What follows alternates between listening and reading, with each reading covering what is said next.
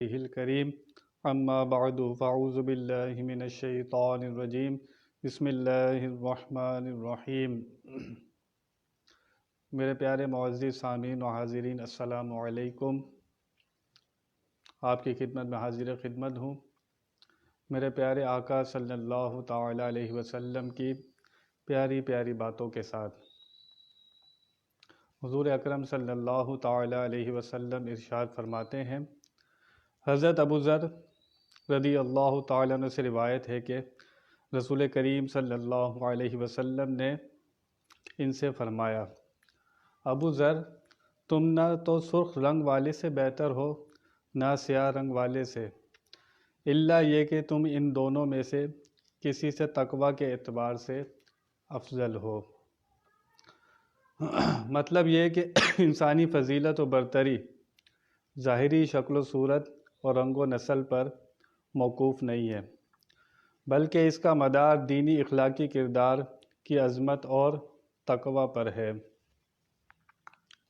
انسان کی ساری برتری اور فضیلت، اس کا سارا مدار انسان کے تقوی کے اوپر ہے۔ قرآن پاک سورہ بقرہ سے اس کا آغاز ہوتا ہے تو سب سے پہلے انسان کو بتایا گیا کہ ذالک الکتاب لا ریب فیہ، کہ اس کتاب میں شک نہیں کرنا ہے، ایک اس کتاب پر پکا یقین کر لو، ذرہ برابر، رائی کے دانے کے برابر بھی اس کتاب میں شک نہ ہو۔ یقین کے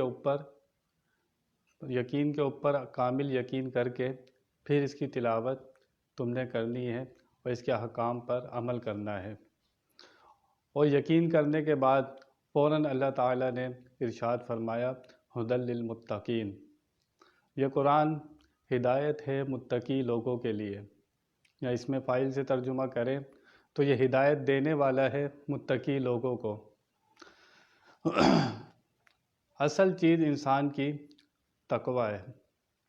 اگر انسان اپنی زندگی میں تقوی کو نافذ نہیں کرتا اور وہ نماز بھی پڑھے، عبادت بھی کرے، لیکن اپنی زندگی میں، اپنی ذات میں، اپنے دماغ میں، اپنے دل میں جب تک تقوی کو راسخ نہ کر لے، وہ کسی کمال کو نہیں پہنچ سکتا۔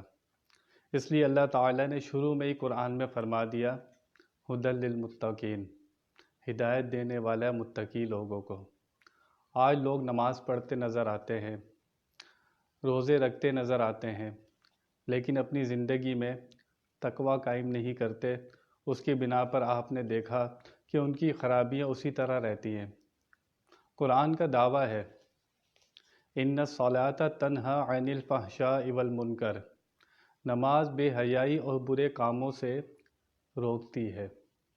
اگر انسان بے حیائی اور برے کاموں سے نہیں رکتا تو اس کی نماز ابھی کامل نہیں ہے، وہ صرف ابھی ایک ایکسرسائز ہی کر رہا ہے، اور جو اس کو نماز پڑھنی چاہیے وہ ابھی نماز نہیں پڑھ رہا۔ پھر فرمایا، روزے اس لیے فرض کیے گئے تاکہ تم متقی بن جاؤ، تقوی کے اوپر آ جاؤ۔ یہ ساری عبادات انسان سے کیوں کرائی جاتی ہیں؟ اس کا مقصد لب و لباب صرف انسان کو تقوی کے اوپر لانا ہے۔ تقوی کے معنی کیا ہیں؟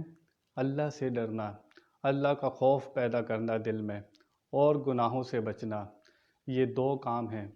اگر انسان اس کے اوپر پوری اپنی طاقت لگائے اور اپنے اللہ سے ڈر پیدا کرے، دل میں اللہ کا خوف پیدا کرے اور گناہوں کو ترک کرے، ایسا نہیں ہو سکتا کہ وہ نیکیاں بھی کرتا رہے اور ساتھ میں گناہ بھی کرتا رہے، نمازیں بھی پڑھتا رہے، سود کا کاروبار بھی کرتا رہے، نمازیں بھی پڑھتا رہے، بے حیائی بھی کرتا رہے، تو وہ پھر اپنے آپ کو دھوکے میں ہے، وہ ابھی دھوکے سے نہیں نکلا۔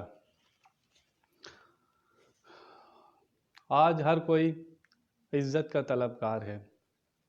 لوگ، ہر کوئی یہ چاہتا ہے میں جہاں جاؤں لوگ میری عزت کریں، میری واہ واہ ہو، جہاں سے نکلوں لوگ مجھے سلام کریں۔ آؤ قرآن سے پوچھتے ہیں عزت والا کون ہے؟ اللہ فرماتا ہے، ان اکرمکم عند اللہ اتقاکم، یہ مال و دولت والے اللہ کے نزدیک عزت والے نہیں ہیں، بنگلوں گاڑیوں والے بھی اللہ کے نزدیک عزت والے نہیں ہیں۔ یا اللہ عزت والا کون ہے؟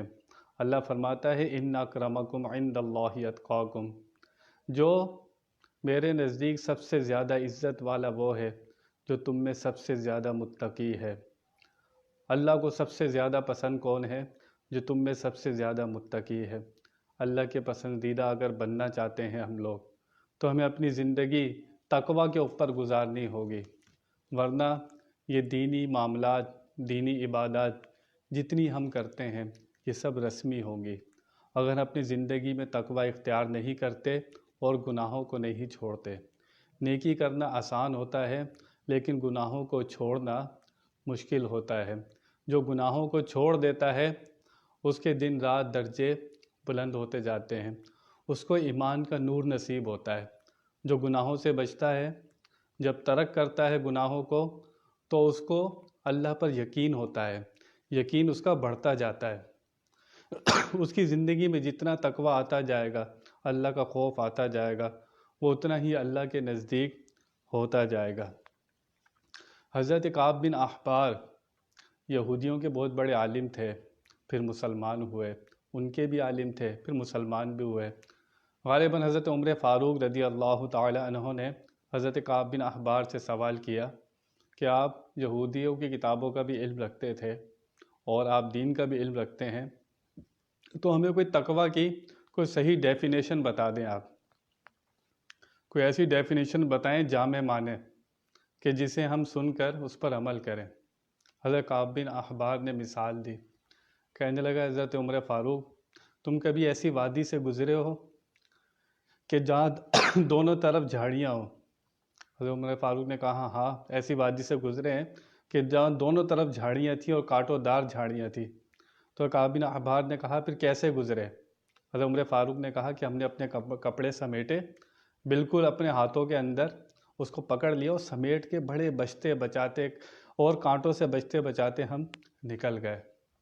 حضرت کعب بن احبار نے کہا حضرت عمر فاروق تقوی بھی یہی ہے، دنیا میں رہو، دنیا میں اپنا دامن جو ایمان کی چادر بڑی سفید ہے، نورانی ہے، اس پر داغ نہ لگنے دو، بڑے بچا کر دنیا میں زندگی گزارو۔ کہیں پہ نفسانیت کھینچ رہی ہے، کہیں پہ شیطانیت کھینچ رہی ہے، کہیں پہ دنیا کی رنگینیاں کھینچ رہی ہیں۔ اے انسان یہ سب کچھ کانٹوں کا جنگل ہے، ان سب سے بچتے بچاتے اپنے دامن کو بچاتے بس نکل جا۔ یہ کمرہ امتحان ہے، یہاں پر زیادہ نہیں رہنا، 60 سال رہنا ہے، کوئی تو جوانی میں ہی چلے جاتا ہے، کوئی بچپن میں ہی چلے جاتا ہے، تجھے تو اگلی سانس کا بھی نہیں پتہ۔ تو اس دنیا میں آ گیا تو بچتے بچاتے اپنے دامن کو بچا کر، اپنی عزت و آبرو کو بچا کر بس یہاں سے نکل جا، کانٹوں کے جنگل سے بچتا بچاتا اپنے آپ کو نکلنے کی کوشش کر یہاں سے۔ ابن عباس رضی اللہ تعالیٰ عنہ نے فرمایا گناہوں سے بچنے میں اپنی پوری توانائی خرچ کر دے تو حق تقوی ادا ہو گیا۔ اللہ نے جتنی توانائیاں دی ہیں، جتنی طاقتیں دی ہیں، سمجھ دی ہے، آنکھوں سے دیکھنے کی قوت دی ہے، زبان سے چکھنے کی قوت دی ہے، اتنی قوتیں ملی، برداشت ملی، حوصلہ ملا، ہمت ملی، طاقت ملی، سب لگا دے۔ کس پر لگا دے؟ گناہوں سے بچنے میں لگا دے۔ جب تو گناہوں سے بچنا شروع کرے گا تو اللہ تیرے نیت کے ساتھ ہے، تو اللہ تیرے گمان کے ساتھ ہے، تو اللہ سے جیسا گمان کرے گا تو اللہ بھی تیرے ساتھ ویسے ہی معاملہ کرے گا۔ اگر تو اپنے آپ کو بچانا شروع کرے گا تو اللہ تیری صلاحیتیں بڑھا دے گا اور تیرا مددگار ہو جائے گا، لیکن پہل تجھے کرنا پڑے گی، تجھے ایک قدم بڑھانا پڑے گا۔ جب تو ایک قدم بڑھائے گا تو وہاں سے مدد آنا شروع ہو جائے گی۔ تو اپنی پوری توانائیاں لگا کر گناہوں سے بچنا شروع کر دے، اور اگر کوئی گناہ ہو جائے انسانی بشری کے تحت لیکن تیرا اس کے اندر ارادہ شامل نہ ہو، کوئی بھولے سے کوئی غلطی ہو جائے تو فوراً توبہ کر لے۔ تو آج کا لب و لباب ھدی للمتقین، ہدایت ہے متقی لوگوں کے لیے۔ اگر ہم اپنی زندگی میں تقوی کو قائم نہیں کرتے تو ہماری ساری عبادات ریاکاری، دکھاوے میں آ جائے گی اور اس سے ہمیں کچھ بھی حاصل نہیں ہوگا، وہ ایک رسمی عبادت ہوگی، ان ساری عبادات کا مقصد کیا ہے؟ انسان کو تقوی کے اوپر لانا، اس کی زندگی میں تقوی قائم کرنا۔ اگر انسان تقوی قائم نہیں کرتا تو وہ رسماً عبادت کرتا ہے، اور رسمی عبادت کر کے وہ دنیا سے چلے جائے گا تو اس نے کچھ بھی حاصل نہیں کیا۔ آپ پورا قرآن پڑھیں، ہر چیز تقوی والوں کے لیے ہے، جنت بھی تقوی والوں کے لیے ہے، اللہ کی معرفت بھی تقوی والوں کے لیے ہے، سب چیزیں تقوی والوں کے لیے ہیں۔ اگر آپ تقوی قائم نہیں کرتے، ہم لوگ اگر تقوی قائم نہیں کرتے تو ہم کسی اچھے نتیجے کی امید نہ رکھیں، ہمارے ہاتھ میں کچھ بھی آنے والا نہیں ہے۔ تو اللہ تعالیٰ سے دعا ہے کہ ہمیں تقوی کی دولت سے مالا مال فرمائے۔ جو کچھ بیان ہوا، جو غلطی ہوئی، اللہ کی بارگاہ میں توبہ کرتا ہوں۔ وآخر دعوانا